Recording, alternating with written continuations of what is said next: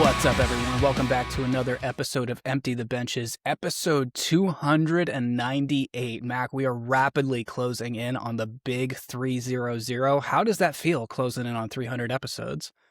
It's exciting for sure. It's hard to believe, but it's super exciting. I feel like it does not feel like it was too long ago that I joined the pod and was living in California, and we were all in the middle of a pandemic and all that nonsense, and the Bubble Bowl playoffs, and that really all of that does not feel very long ago to me at all. Hard to believe it's been 6+ years since I've been on this show, but it's been a lot of fun, and looking forward to 300. It'll be fun to kind of to celebrate and to reflect a little bit about what's happened over the last 300 episodes.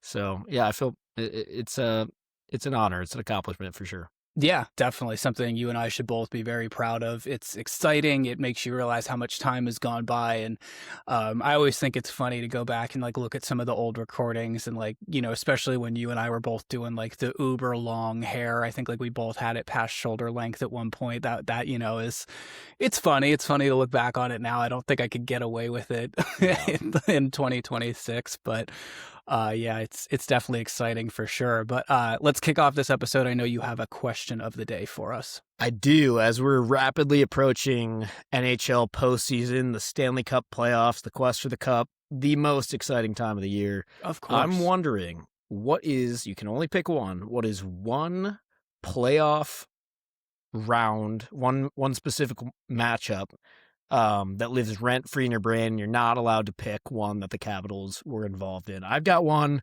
that immediately comes to mind. I mean, obviously, I'm sure we both have a few, but for some reason, this is the one that made me think of it.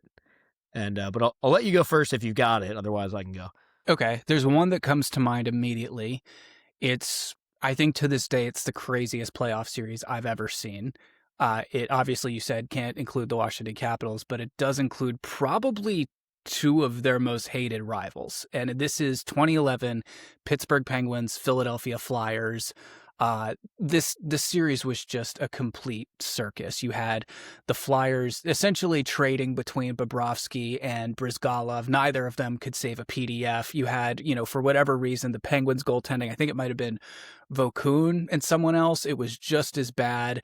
And every game, 5-7, 6-4, just back and forth. No 2-goal lead was ever safe. I don't think 3-goal leads were ever safe, but I think Giroux was really, sort of coming out of his shell then. I think that's the playoff series where Peter Laviolette said he was the best player in the world and everyone just kind of laughed at him. But for me, that was peak. As a, neutral fly on the wall, I just loved watching those two beat the hell out of each other. Yeah, I have very distinct memories from that series too. It was also the it was right around the time that cartoon cereal bowl meme was coming out of the stick figure drawing guy spitting out his cereal.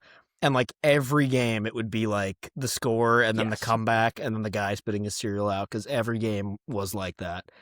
That's a good pick. That is a very good pick. Lots of chaos, lots of drama. We might be getting a rematch. We'll see. That would be incredible, because I don't think they've played since, right? I don't think so. I mean, it seems insane, but because the Flyers have just been I get that's a good point. They kind of haven't had that many opportunities that they could have met. So you're probably right. What about you? Yeah, the one that comes to mind, it's actually a Western Conference one. Oh. And this would have been, I think 2019, I want to say. I know which one you're going to say. Do you? Yeah. Sharks and Golden Knights. Yep. Game 7 specifically. Oh my God. It was a great series, back and forth, that whole leading up to the Game 7. But the Game 7, as many of us probably you already know what I'm about to say, Knights are up 3-0. There's about 10 minutes to go, and there's a very controversial 5-minute major called against the Knights off of a weird face-off play that I think we can all look back and say had absolutely no business being a 5-minute major, maybe not even a penalty. Wasn't it, correct me if I'm wrong, wasn't it Cody Eakin?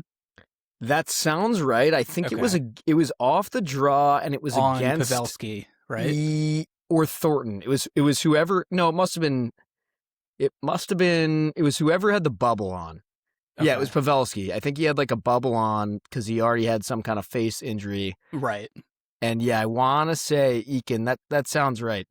But the rest is history. They get 5-minute power play. They score 3 goals in 10 minutes to tie it in the third. And then the iconic, I think it was Goudreau who scored, Barclay Goudreau who scored the OT winner.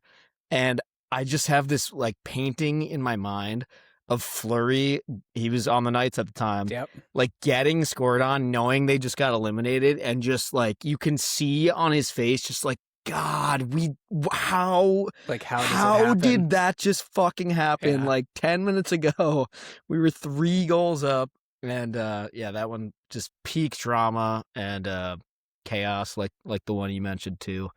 God, there's just talking nothing about like this has me so fired up. There's nothing like playoff hockey at the Tank. And I think to this day, 2 of the loudest times we'd ever heard the Tank on TV was the tying goal and the go-ahead goal on that power play. I can't remember. I know Couture, I think, had a couple of them. I think the banker, Kevin LeBanc, had a big one. I forget if that was the tying one or the go-ahead goal. But it's a bit of a blur, but it's always a good one to, right around this time of year, I always like go back and, you'll just pull up the highlights, like most electric overtime playoff winners the last 20 years or whatever. And that's always a good one to watch. Like the specific 5-minute game recap of that game 7 just gets me hyped. Plus, who doesn't love seeing the Sharks beat the Golden Knights in San Jose? That's awesome. Yeah.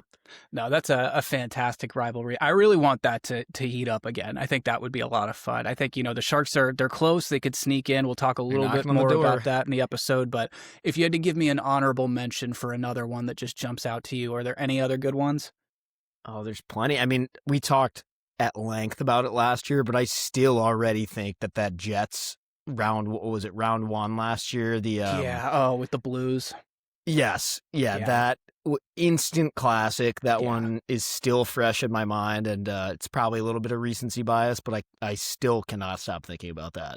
One that was not a close series that will always stick with me, I think it was also 2019. It was Tampa Bay Columbus when Tampa had that unbelievable record-setting year. They tied the Red Wings for like most wins in a single season, and then they just get blanked in 4 by the Blue Jackets. Swept by CBJ. And I remember like watching those games going, how is this happening? Was that CBJ's first franchise playoff win? Like series win? I think so. It was either like their first or their second or something like that. But yeah, insane. No, that was a decently loaded CBJ team too. They had Panarin in that series. They had Bjorkstrand. Obviously, Dubois was still there. So Torch was a coach, was he? He was, yeah. So that was awesome. I remember being at you'll love this. I went to an LA Guns show out in Dundalk somewhere. So you already know what kind of night I'm in. I'm gonna have there. And I ran into a guy at the show who was wearing a Blue Jackets jersey, and I was like, "You're doing great. Just keep up. You got up like 2 more games. You can do it." That was so funny. Well, that's back when Tampa was really just like a villain too. Like nobody wanted to root for them unless you were a Tampa fan. I mean, not much has changed there, right? Yeah. Well, that's a great QOTD to get us started. Something I want to touch on real quick before we get into everything else going on with our episode. We have a great interview with you guys. It's Leo Calvo of Chuckin Fists. Awesome guy, great analysis, big Pens guy. So we're going to talk about some of the Eastern Conference playoff races. But real quick, PWHL sells out MSG. They already set the record again for highest attended women's hockey game in the United States. That was between the New York Sirens and the Seattle Torrent. So that is awesome to see. Saw a bunch of the media around that game. Just looked like a ton of fun. I know our buddy Nick Bowens was in attendance. He said it was electric in the building. So love to see the PW continuing to do stuff like that. It looked like a ton of fun. And I love the confidence from Hillary Knight asking her like about it afterward. And are you surprised that this happened? She was like, no. Like, what? Why would I be? No. Have you tuned in the last 3 months? Of course not. She's like, no, of course we set a record and sold out MSG. Like, absolutely. I love that. Next question? Yeah. No, exactly. I don't know if you caught this the other night, moving back over to the NHL. So the Colorado Avalanche have now locked up first in the Central. And that is significant because it essentially means that the Stars and Wild are going to face each other in the first round. With home ice there still yet to be decided. Just a quick fun fact. Dallas won both prior matchups. I think it was 2016 and 2023, and they won them both in 6 games. But it's such a travesty that it just shouldn't be one of those teams is going to get eliminated in the first round. It just shouldn't be a first round matchup. And I mean, like, dude, don't get me wrong. I'm still going to watch every game. That's like, doesn't matter what the rest of the matchups are. That's the top playoff series you want to watch in this year's Stanley Cup playoffs. But did you hear the Bettman quote when he was asked about this like a couple weeks ago or a month ago? His rebuttal was like, we have the best first round in any playoff in any sport. And everyone was like, yeah, no, I know, but that's what we're saying is kind of the issue here, Gary. Yeah. Dude, go back to 1 through 8. It's not even like this is up for debate. This is just what everyone is saying. But if you think about it, if it was 1 through 8 this year, you would basically, in the West, you would basically have every Central team playing like a Pacific team. Yes. And that's exciting because it's teams that don't typically already have like a huge beef with each other. You know, like it's an opportunity to create new rivalries and to actually have like a competitive series because these teams don't know each other as well. So they're still sussing each other out. You know, it's just, there's a million reasons why it makes more sense. And honestly, I think it would make the NHL more money too. I'm surprised they haven't thought about it from that perspective, but yeah, I think we all sort of are under this understanding, or at least I am, don't let me speak for everyone, that they changed this to get the Ovi-Crosby matchups in the mid, 2000s, 2010s, whatever. And they generated a ton of money by doing that. So I would like to see them go back now. I think, like you said, you can make a ton more money if you get a lot of these guys doing new playoff matchups, new rivalries. I think that would be great. Yeah. Especially if you can just... Some of my favorite rivalries in sports, they're not the proximity ones. It's sort of like Avs Red Wings, where it's just like shit goes down in a playoff series, and then every game is war after that. And that's something I would like to see more of. Or even at this point, the fucking Panthers and the Oilers. Yeah. You play each other that many times in a 2-year span in high stakes games, like they just are going to fucking hate each other. Absolutely. Well said. Let's go ahead and move it over to our interview for the episode. We're going to throw it over to Leo Calvo of Chuckin Fists right now. And it's now my pleasure to welcome Leo Calvo to the Empty the Benches podcast. What's going on, my friend? It's good to see you again. Come on, fellas. How are you? Yeah, nice to see you again. Yeah. We always like to start these interviews off by just, give everyone a little bit of a background on yourself, where you come from, what you're doing now, and how you got into hockey in the first place. Yeah, I'm from Toronto. I've been playing hockey since I was 4 years old, so 23 years almost. Nice. I started Chuckin Fists just for pure passion and love of the game, and it led me to meeting you fellas, and here we are today. Yeah, well said. When did you start that page, by the way? How long has that been going? In September, it'll be 3 years. That's awesome, man. Congratulations. People. Yeah, thanks, man. I've met so many nice people since I started the page, so it's been great. I mean, and then I got to go to the Stadium Series game too, so little things here and there, but it's all been fun, man, honestly, really. So do you live in Toronto now, or you stay somewhere else? Yeah, I'm in Toronto. I've never lived anywhere else. Okay, nice. I'm in like Vaughan area. It's like 20-30 minutes out.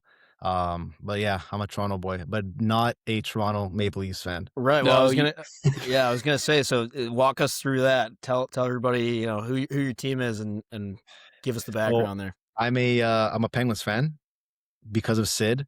I can't hide it. I always watched Leafs games with my dad, and I'm like, this team is just not very good. I do not want to. Smart. That's why. Yeah. So my dad is not too happy about it, but I mean, it ended up working out for me a little bit. So, I mean, I know the Penguins are going to be bad eventually.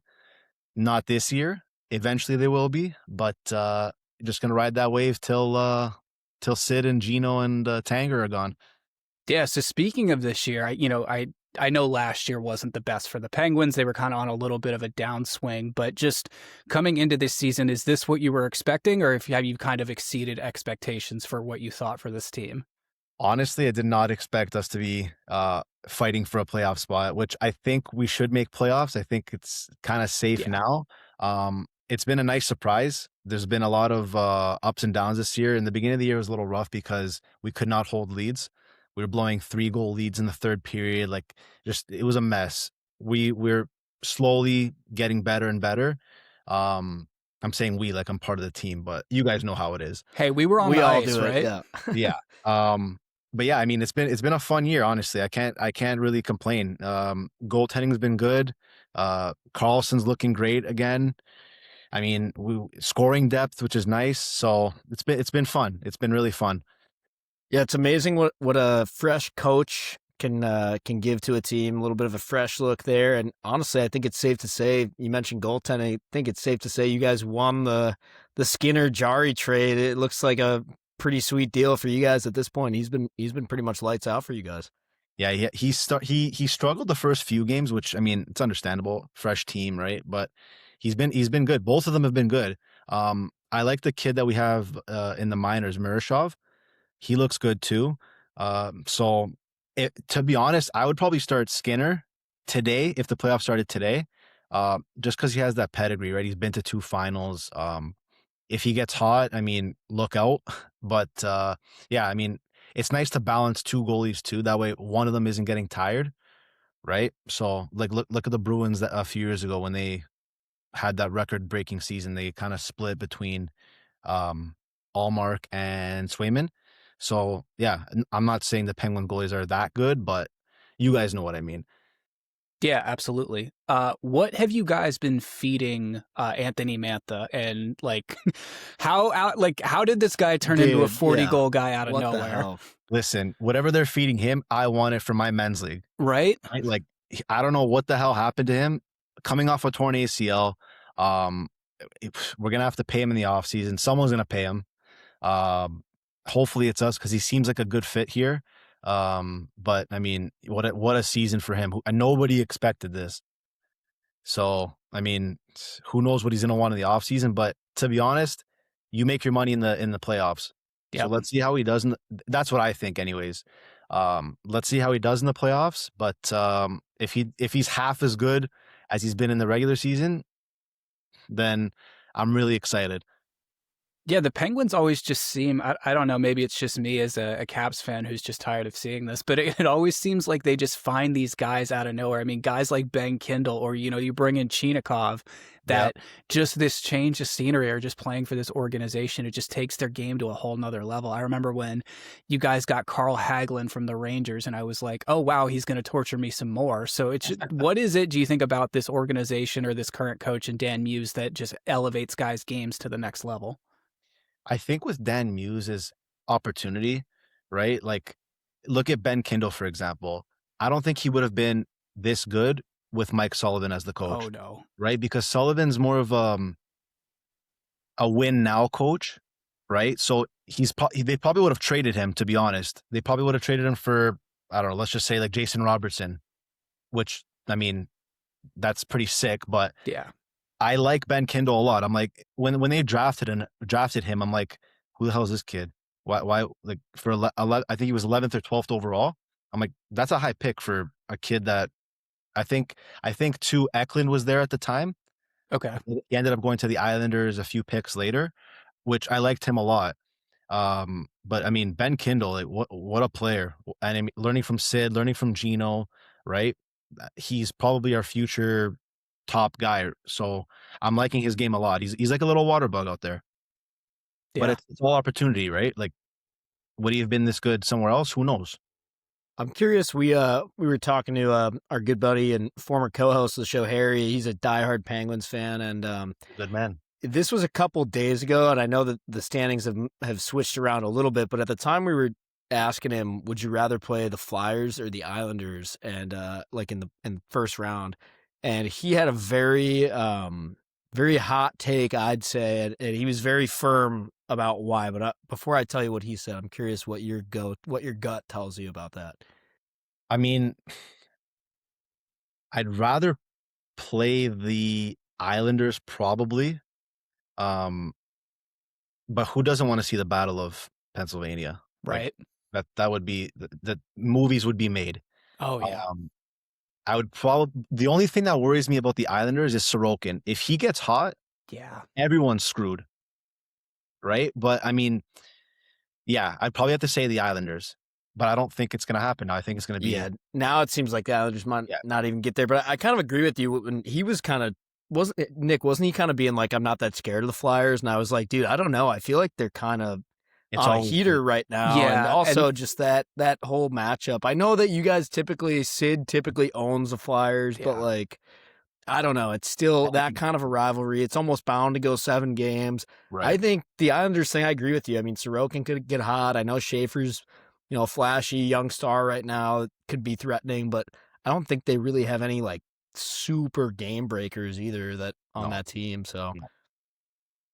Yeah, I think just what's happened with Philly in the last it was almost as soon as Harrison said that, the Flyers were like, we're just not going to lose another game for the rest of the postseason. Like Martone, first goal is like an overtime game winner. It just seems like Vladar is totally locked in. So I would be scared to play the Flyers just because of a momentum standpoint. I do think the Penguins would handle them, but that's just it's not a team I would want to touch with a 10-foot pole right now. No, they're it's buzzing. just right now. insane though. Like going back to the beginning, Nick, I'm thinking about the beginning of the season when we did our rankings of all the teams before anybody had played a game. I did not think we'd be sitting here with 4 games left in the season talking about the Penguins and the Flyers probably both making the playoffs. No, same here. And then like the Rags, the Islanders, and the Devils are all going to miss. Caps out, Devils out, Rangers out. Like it is completely flipped from what I thought was going to happen, but that's hockey for you.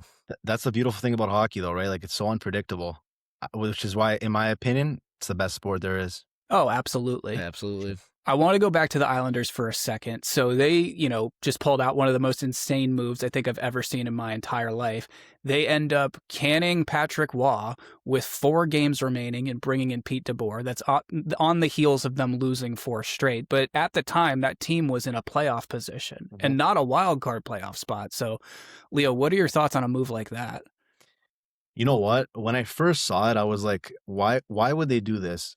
Was a good coach. The only thing that I was thinking to myself was like, okay, maybe they kind of they're tuning him out, right? Which the same thing happened with Cassidy. Sure. There was rumors that the Golden Knights they weren't taking in what he was saying.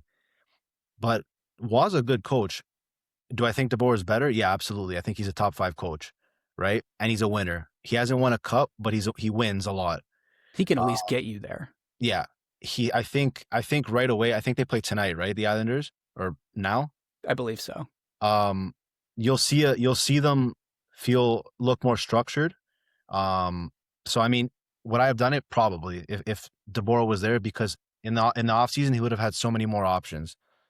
That's true. So you think maybe they just jumped on this? They were like, let's get this guy. We can build for a better season next year before someone else takes another run at him. Exactly, because then you're thinking like Toronto's probably going to let go of Berube. Who knows what the Devils will do with Keefe, right? I mean, there's who else is there? Vegas, if they don't extend Tortorella, right? So like there's options. Good hire by the Islanders though. Very good. Yeah. Out of the other teams, going on for this race in the Eastern Conference, you've got the Senators, Blue Jackets, Red Wings. It seemed like the Red Wings were right there. It seemed like they were, flirting with like 2 or 3 in the Atlantic, and then out of nowhere, it just came crashing down to earth. What do you think happened with that team? Like, what's going on in that locker room? Your guess is as good as mine. It looks like they're just kind of running out of gas, and it's happened the past 2-3 seasons now. Yeah. Hockey's better when the Red Wings are good, in my opinion. Absolutely. Right? Have they even played a playoff game at their new arena yet? I don't think so. It's been 10 years, right? If they don't make it this year. Yeah. That's crazy. I thought for sure once they got Gibson, I thought for sure they'd be a lock playoff team. But it's so crazy too, because it feels like they've just been having the exact same. It's like Groundhog Day. Like they've been having the exact same season for like 3 years now, where they end up like 4 or 5 points out, and I don't know what you do if you're in that situation. Like because you're putting together the pieces to get you close enough. So, but where do you decide the problem is? Right? Is it the players that just can't get it together? Is it the coaching? Maybe it's the GM thing where it's like, I didn't set them up for success or whatever. But when you're finishing just short like that, it could kind of be anybody's fault. Yeah. I mean, hard to pinpoint. Maybe you guys will disagree, but do you think they have a superstar? Like, I don't like. I think Larkin's their guy, but I don't think he's a superstar.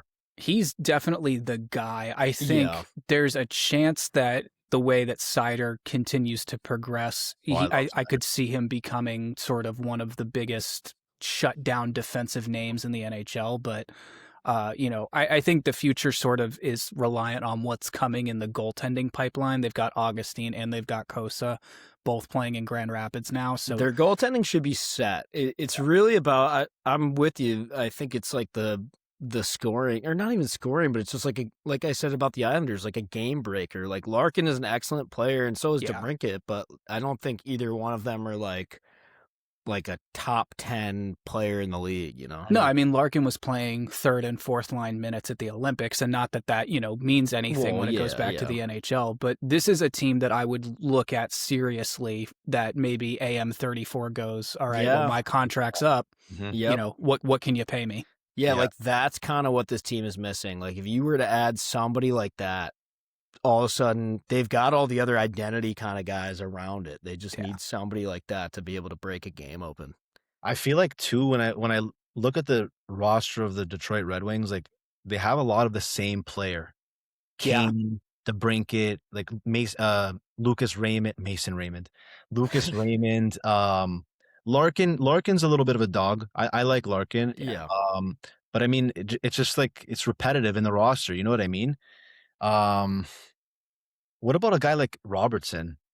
That could be a good one too. I feel like the other thing with Larkin is their play directly hinges on him being in the lineup, and you can see it as soon as he gets hurt, they just fall off the face of the earth. They look confused, disorganized. He's definitely the stabling influence there. For sure. I feel so bad for Red Wings fans because I want to see them in the playoffs too. Right. But their fall off needs to be studied for real. Like it really does. Yeah. How do you feel about a team like CBJ? They've kind of been like flirting with this, similar to what Mac was saying about the Red Wings, 1 year in, 1 year out, really not doing much more than a first round win or a first round exit. But, that team kind of made some sneaky moves at the deadline. What are you thinking about a team like that in the postseason? I mean, they'll probably play a team like Tampa first round if they made it. That's probably like a 5-game series. They're a fun team though. They got a lot of young talent. The Canadian boy Fantilli, Zach Werenski's a weapon on the blue line. Marchenko, like they got a lot of young talent. There's a kid too, Luca Del Belbalus in the minors. He's a good player too. Them too, though, it's like Larkin's their superstar, but who's their guy on offense, right? Like it's a lot of the same type of guy. And then their goaltending is suspect, even though Jet Greaves is his name's Jet, right? Yeah. I like him. He's shown some flashes of like, oh, this guy could be real. Like every now and then he'll have like a 50 game, like 1 goal or like a 50 save, 1 goal against game or something like that. And you're like, holy every shit. time he plays the Caps, Literally, that's exactly what feels happens. like it. Yeah, the lineup is interesting. I do agree. I think that's a team where they had Panarin for a while, and then they had like Dubois. Those were kind of like the big guys there. And then obviously, the Johnny situation. But I do think that's a team that's just missing a superstar. I think Werenski should absolutely win the Norris this year. So I really hope that happens. Yeah. But, I think goaltending should stabilize itself there. I think, Jet and Elvis, not only is that like the coolest goalie tandem name of all time, but like that's fine going forward. I think they could, when it comes to playoff hockey, guys like Mason Marchment are exactly who you want in your locker room. That guy's such a dog. I really wanted the Caps to go out and get him. So everybody in the league would want a guy like that on your team. Yeah, exactly. Years. How do we feel about the Senators, gentlemen? I like this is another franchise that I feel like just can never make up its mind on whether it wants to be mid or bad. They're constantly just going back and forth between those two. But do we think that they hold that wild card 2 spot and sneak their way into this postseason? I think so. Again, my only worry with them really is goaltending. Yeah. Omar's going to be good, or is he going to not show up? Is he hurt? Is he he's been going through stuff all year, and you don't know what's going on there, and then they don't really have a reliable backup beyond him, so that's a question mark. And like they're probably going to play who? For Tampa or Buffalo first round? Right. can you see them beating Tampa in a 7-game series? Like, I think they'd have a better shot against Buffalo. That would be fun just for some like that'd be 90s throwback playoff series Yeah. vibes between Mhm. those two. But Tampa, I totally agree, Leo. I think that's, you might as well just sim through that like you were on franchise mode or something. Well, shit, let me ask you boys this, because everyone that we're talking about, we're like, well, they might play Tampa. That's like a 5-game series. Who do you guys think can beat Tampa in the East? Oh, that's a good question. Not Carolina. not. I feel like Boston would give them a tough time, just because they play so physical. Like, True. they're kind of like a Panthers from Timu. Okay, I like You know that. Yeah. Like, I can't decide how I feel about this Bruins team, because like obviously too. Pasta and like McAvoy, like they've got one awesome guy at every position. Mhm. They got a good goalie, a great defenseman, a great forward, but like the depth is a little bit of a question mark for me. I don't know how many like other guys can put the puck in the net like throughout a consistent like playoff series. But if they can get some depth scoring, they could beat. I would not want to play them first round, that's for sure. Yeah. No, definitely not. How do you feel about someone like Montreal? I feel like, when the Bell Center's in play, you just never know. gosh. If the kids start shooting the puck like they have been all year, Suzuki, Caulfield, Demidov, who knows? I know it's the playoffs and that's a Yeah. different animal and you're going up against John Cooper, but how cool would it be to see Marty St. Louis take down his former team in a playoff series? That would be awesome. That would be unreal. That would be I unreal. mean, listen, I think they've only gotten better since last year, and they were able to. I know the series didn't go that long, but they were totally in every one of those games against the Caps yeah. for the most part. Like, it wasn't an easy series for us to win. No, it was tight until Wilson sent Carrier into orbit. Yeah, and just ended the series right there. But no, I think they've only gotten better and like added to their chemistry since then. So I don't see why they couldn't still be a pain in the ass for somebody. That race for the Atlantic is crazy now. They've all, at the time of this recording, so don't yell at me, they've all played 78 games. They all have 102 points, essentially identical records. So insane. I would love for that seeding to come down to the final day. I think that would just be pure chaos. That'd be fun. See, would you guys start Dobish or Fowler game 1? That's a great question, man. Oh, God. I think I'd go Dobe. Is Monty fully just out of the picture? Is he like hurt and like just toast for the moment? Yeah. I'd go Dobesh. He got some games last year and he looked decent. And then I think he ended up getting hurt, right? If I'm not mistaken. Yeah, he's been good down the stretch here for them, though. Yeah, I would go Dobish too, just because he has that edge and experience. I don't know if you want to throw Fowler in game 1 at Tampa Bay. Like that's that's tough. But I do like Fowler a lot. Like, I think he'll be an Olympic goalie for sure. Oh, definitely. Just right now, it's not his time. No, absolutely. Let's go over to the West real quick. This has gotten crazy with the Pacific doing what the Pacific has done all year. Now we're talking about the Preds. The Mammoth might sneak in. You've got the Kings and the Sharks still there. So, Leo, out of all those teams that are fighting for those last spots in the West, who do you want to see in and who do you want to see out? I like Anaheim a lot. I've liked them all year. They're kind of like a free, like a how do you say, like a run and gun team. Yeah. I like Cutter Gauthier a lot. I saw a stat the other day. I can't believe he's got like 40 goals. Yeah.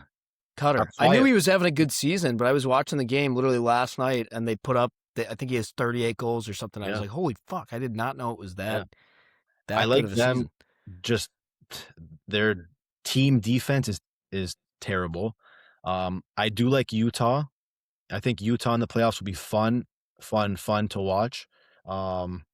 Nashville's kind of buzzing too lately. Yeah. And St. Louis. I was saying Nashville is interesting because, when they I think couple years ago when Nashville loaded up and got Stamkos and got Marchessault, we all thought going into that season like, holy shit, this team could be nasty, and then they were just dog shit for kind of no reason. And we still haven't seen this version of the Predators in the playoffs. But now, you add in a guy like Luke Evangelista.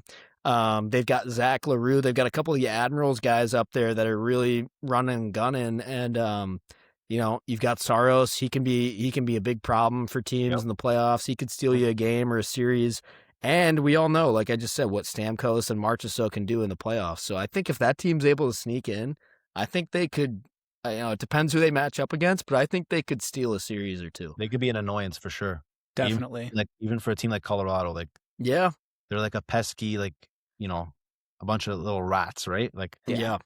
but they can play kind of any way. You want to do skill, you want to crash and bang, like they can play any way. And then, like you said, UC Saros can steal you a game or a series. So Very true. Yeah. I know we've talked about Colorado a lot this year, and they've been so far ahead of everyone else, and they've just beaten the wheels off everyone. But, I mean, how many times have we seen teams like that just completely shit the bed when it comes to the postseason? We saw it with Tampa in 19 when they get swept by the Jackets. We saw it with the Caps in, 10, 15, Every year 16? that wasn't 2018. Yeah, oh, my God. The Penguins' fault, man. No, exactly. Yeah. So, I don't think it's necessarily a foregone conclusion. I think it's going to get really interesting if Colorado maybe starts going between the two guys in the woodshed. If one guy looks a little shaky and then that becomes a question mark, I think that's exactly where, Leo, like you said, a team with, with Saros or someone with stability can come in, just go to work and play lunch pail hockey against those guys. Exactly. And again, with them, who are you starting game one? Right. Maybe Wedgwood, just because he's been the better of the two this year, even though I would lean Wedge. Yeah. Yeah. Which Wedgwood's been good this year. Blackwood's been hurt. He's been in and out of the lineup, but I mean the depth Colorado has is nuts down the middle. Yeah. You can't compete with that. Nasty. But over a series, who knows? I also think it's just that team, inevitably your third D pair is going to get caught out there against the McKinnon line, and then you just have to hope and pray for a whistle and that you can get those guys off ASAP. I mean, that just has to be a nightmare for any team to prep for in the Stanley Cup playoffs. So, fingers crossed that someone can at least make it a series. Selfishly, I kind of want the Sharks to get in just because I used to go to Sharks games when I lived out there. Playoff hockey at the Tank is amazing. And I also kind of love now that the, Sharks, Kings, Ducks, they're all kind of starting to put it together again. I mean, maybe the Kings, we don't really know what's going on there, but I think, West Coast hockey is fun when the three California teams are just beating the crap out of each other. So absolutely, if we could get one of those as a playoff series, I'm happy. Yeah. Oh yeah. Them and the Pennsylvania series would be crazy. Absolutely. Yep, that'd be and Celebrity would win the heart if they playoffs. So definitely. Yeah. All right. Pressure time. Gun to your head. Stanley Cup final matchup, and who wins in how many games? Dallas versus Tampa. Wow. Dallas is 7. Wow. So they finally get it done this year. Yeah, I think so. Well, they're almost certainly gonna have to beat the Wild in the first round, so it's gonna be a tall task. But not easy. Hey, if you want to look at it like if you can knock out the hardest part in the first round, then everything's easier after that, right? Should be anyway. Mean, sooner or later, they have to get over this hump, right? Yeah. They have all the pieces in place. Their head coach is good too. There's no excuses. You guys got to win. Same with Colorado. There's no excuses. Yeah. I mean, Dallas has been in this shit or get off the pot mode for 5-6 years now. Yeah. I mean, basically pre-COVID, which is crazy. But so if they don't get it done this year, are you talking major changes in the offseason? Because I feel like other than plug and play a new coach, that's a roster that I don't know that I would want to mess with all that much. I mean, think maybe Robertson for sure gone. He seems like the one that you and could maybe move. either way, maybe gone either way. Wow. Honestly, but I mean, listen, it's not up or shut up. Are you gonna win? Yeah. Are you gonna get over that hump? Because they were saying the same thing about the Avalanche. Well, McKinnon before they won, right? Yeah. He can't get that big game. He can't win that big game until he did it. Yeah. They're still saying that with McDavid. But same with Ovi 2018, until he finally won. It's there's always that pressure, right? If you want to be great, this is what happens. You have that pressure of winning a cup. You need at least one cup, no matter what. Yeah. For example, Ovi. He's the greatest goal scorer of all time and a Stanley Cup champion. Yes. Right? Big difference. Yeah. Yeah. So Dallas, smarten up and win a cup. Let's go. There you go. I like the pick. Was there any part of you that wanted one last Ovi Crosby playoff series before they were all said and done? Yeah. That would have been unreal. Fun. Yeah. Too bad. Unfortunately, they fell quite flat. Unfortunately, we had to lose 8-1 to the Rangers in our worst game of the year and our most important game of the year. Or just give us an outdoor game. That's true. It's an outdoor game. I think it's Ovi, time that come they back one more do. year, do an outdoor game. That'd be cool. Where would you do that? Because they did the one at Heinz Field. Yeah. And then they did one in Washington too, right? The they had Caps and the Blackhawks played at Nationals. Oh, never was Pittsburgh. Nationals Park. What's in the middle of Washington and Pittsburgh? You could do or do a home and home. Yeah. 2 Heinz, games. Heinz Field or whatever it's called now, and wherever the Commanders play. Yeah. Yeah. Oh, that's a dump. Yeah. M&T would be better where the Ravens play, but it's I was gonna say selfishly, let's do it at like Camden Yards where the Orioles play. That would be cool. That'd be cool. Yeah. That would be cool. That would be a parking disaster, but or that fuck would be it, a ton of fun. Well, they did one, I think, for Pittsburgh at PNC too, didn't they? That was I think so, yeah. I think that was the Flyers, right? Yeah, it was a stadium series, right? Yeah. They might be able to do one. I really hope they don't do Nats Park because I hate Nats Park. It sucks. But where DC United plays, Audi Field, I don't know how many people that holds, but I feel like that could be kind of a cool one too. That's cool. Yeah. Yeah. Ovi, come back one more year so you could play an outdoor game, man. Yeah, I feel like, with him announcing that he's essentially deferred this decision to the summer and, a lot of people are saying he doesn't want a farewell tour. A lot of people are saying, well, the NHL almost can't afford to not do it with how much money they would make. Where do you land on that? I mean, listen, he's a top 7 player of all time, maybe top 5 player of all time. If I was a commissioner, I would want to give him that respect too. Same thing with Kopitar, right? Yeah. But I mean, I don't think Ovi gives a shit. No. He wants to play hockey. He's obviously going to go play in Russia when he retires, right? But if it was me, I would want to give him that respect and give him a farewell tour, and you can celebrate him throughout the year. And listen, I'm a Penguins fan, and he was so annoying to watch against the Penguins because he would just always score and dominate. Win or lose, doesn't matter. And I think he made Crosby a better player because of it, right? You can't talk about Sid without talking about Ovi, and vice versa. Yeah. Yep. No, the movie is going to be epic. Whoever's making the movie, do it right because it is going to be fantastic. Exactly. Well, Leo, thank you so much for hopping on. We really appreciate the time. Guys, make sure you like and subscribe and follow Chuckin Fist. They always do a fantastic job. Thank you again, dude. Awesome Appreciate time. it, boys.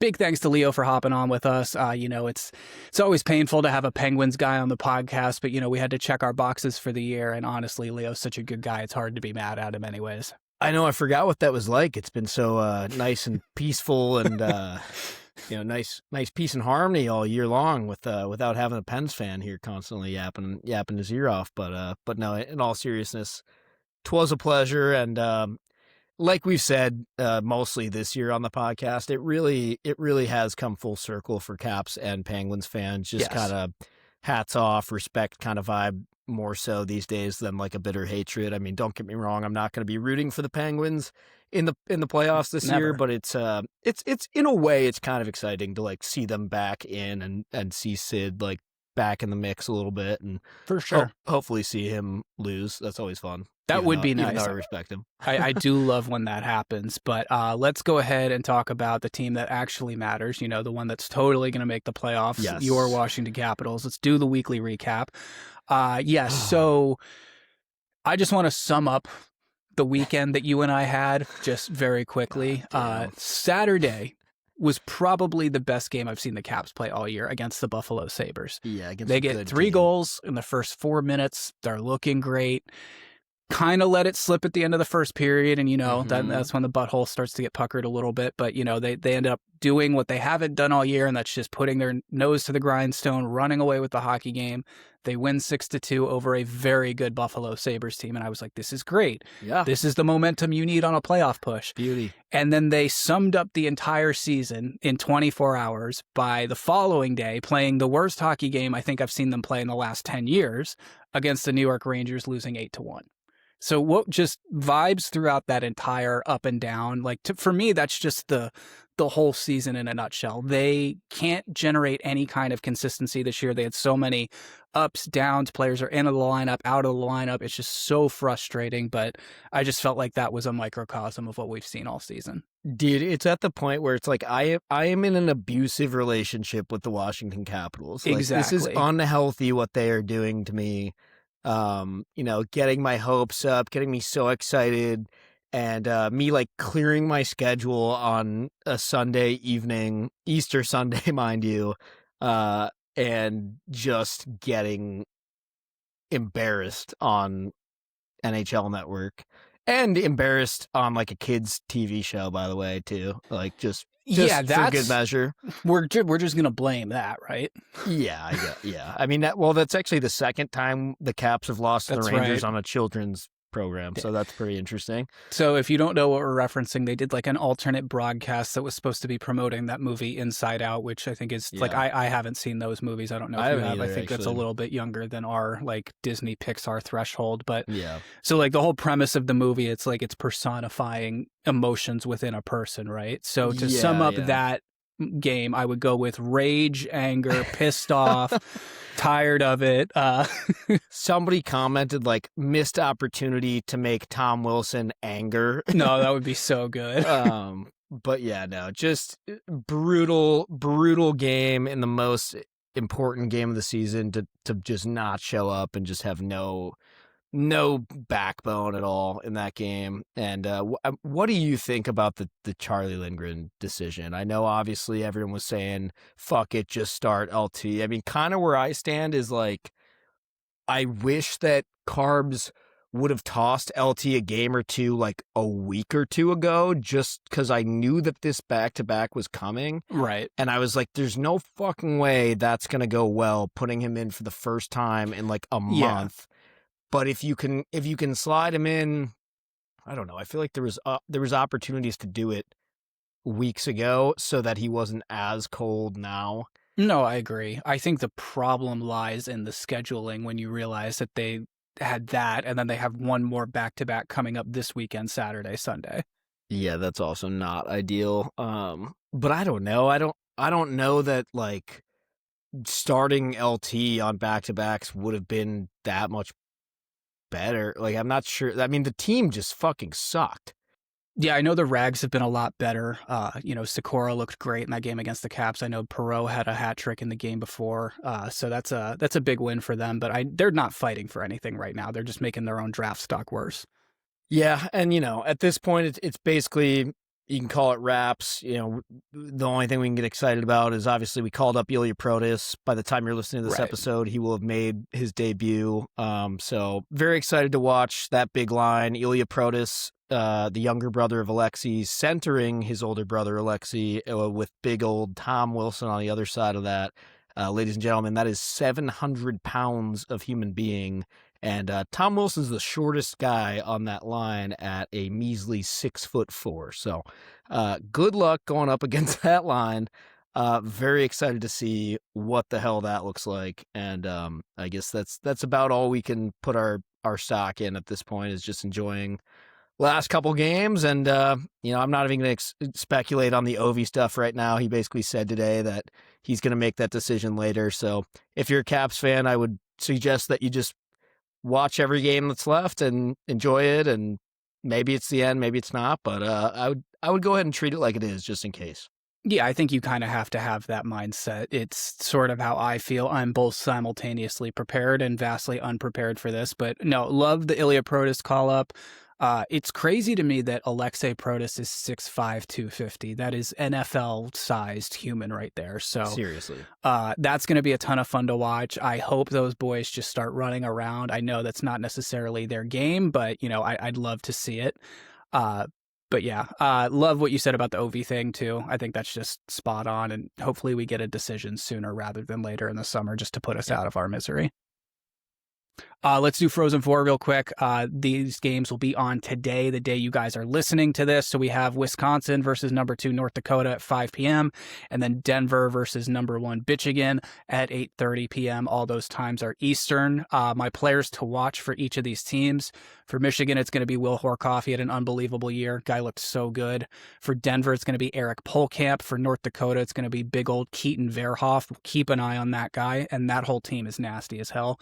And then Wisconsin, and as much as it pains me to say this after what they did to Michigan State, but it's going to be Quinn Finley. Guy always just seems to come up with a huge goal, so look for him to do that again. All in all, these 4 teams in the Frozen Four have 33 combined national championships. That's the most ever in a Frozen Four. That's wild. I mean, like, it's simultaneously impressive and then also, like, just kind of annoying. Obviously, you want to see some new teams get in the mix and get their time in the sun, but you can't be mad at programs that have just figured it out and they know how to attract good players, and these 4 teams have basically just been a factory for NHL players over the last couple decades. So it's impressive. I do just want to put it out there that if Michigan wins both a hockey and basketball championship in the same season, I'm going to be very unwell. I can't handle that. No, okay, hear me out. I would rather the Pittsburgh Penguins win a Stanley Cup than a Michigan basketball and hockey duo in the same year. It's close for me. I'd have to sleep on that one, but it's close. Yeah, but anyways, going back to the teams we care about in the Frozen Four, Denver eyeing its record 11th national title, 20th Frozen Four, and that would be their 4th Frozen Four in 5 years. So what David Carl's doing there is just unbelievable. He's an unbelievable coach. Yeah, unbelievable. And I don't everyone's like, oh, why wouldn't he go to the NHL? I'm like, why would he leave? Yeah, I know that, like, I'm sure he probably could, and that question keeps getting asked year after year, but I'm with you. It's like, he's doing just fine. Yeah. No, he'll get there eventually. Gun to your head, who wins the championship? I think it's Denver again. I really do. I mean, I'm kind of just manifesting that, but I really do. I think it's them. I think the game I want to see is a North Dakota-Denver national championship. Same. That would be all NCHC teams. Obviously, we don't need the other 2 Big Ten schools in there. So that would be fantastic. Couldn't help but notice no Hockey East schools in the Frozen Four, Mac. How about it? Yeah, very interesting. Also, just real quick, while I have a chance to shit on the University of Wisconsin-Madison, was in Madison last week to go see a concert. Spent the night there and thought, you know what? I give this city a lot of shit. Maybe it's not all warranted. Why don't I, hang out, go to a couple bars after the concert, around campus, talk to somebody, talk to some people, keep an open mind. And, it was mostly fine, but I was talking to this one bartender who said he was a former student, graduated a couple of years ago, and he's lived in Madison now for 6 or 7 years. Nice guy. And I asked him something about by the way, I knew the answer, but I was like, when is the next men's hockey game, Wisconsin? Buddy had no idea what I was talking about. He was like, what the hockey team? And I was like, yeah, they're playing in the playoffs right now for college. They're trying to win a national championship pretty soon, potentially.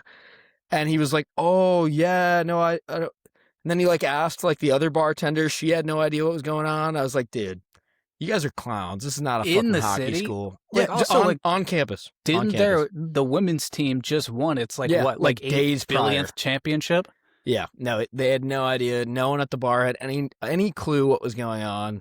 So, yeah, really great hockey culture and atmosphere there. Good job, guys. Do love when you have to drop the puck knowledge test on someone just to see where are you at with things. Not saying that we're amazing or anything like that at puck knowledge, but you're how dialed into you are this is essentially what you're asking. So I think you handled that in a really good way. Pathetic showing. Plus, especially if it's in the city, that the campus is in, dude. Oh, on campus, one of the main college bars, I'm told. Yeah. Oh well. No trivia today. We're gonna get you guys out of here early. Mac, anything before we wrap up? I think that'll do it. Yeah, absolutely. Well, make sure you guys are liked and subscribed on all our socials: Instagram, TikTok, YouTube, Facebook. If you're above the age of 40, and fuck blue. We'll catch you in the next episode.